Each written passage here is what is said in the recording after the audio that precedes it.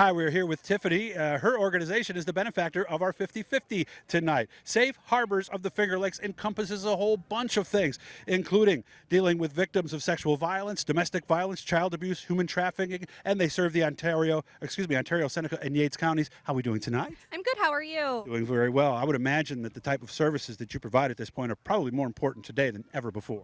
They definitely are.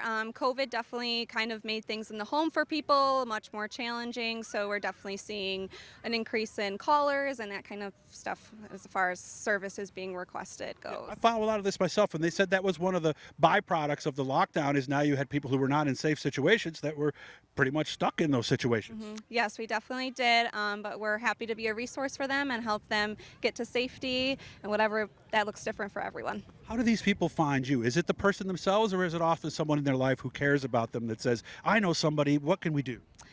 It's kind of all of the above. So we take self-referrals so people can call our hotline, which that number is 1-800-247-7273, or they can come to one of our office locations, which are in Canandaigua, Geneva, and Penyan.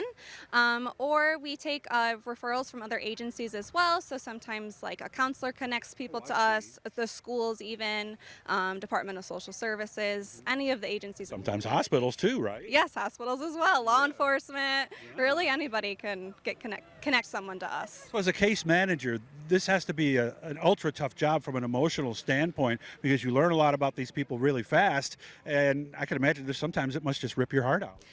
So it can certainly, but we have a great management team, and all of our staff we depend on each other. We practice a lot of self-care. We have very generous PTO and that kind of stuff to make sure we're taking care of ourselves because we can't help others if we're not taking care And of it would us. bother you at some point too.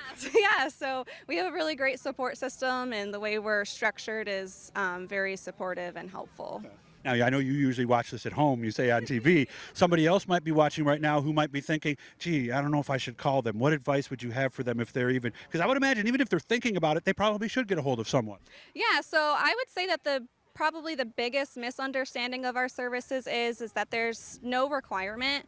Our services are free and voluntary, and we really meet people where they're at. So sometimes that could just be safety planning them for them to stay in the relationship that they're in, or that can be helping them get to safety, whether it be like shelter or navigating DSS. So there's no requirement of anything.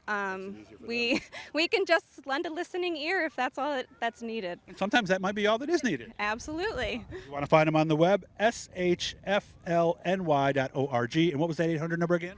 1-800-247-7273. Tiffany, thank you very much for the work that you're doing. It's very much needed.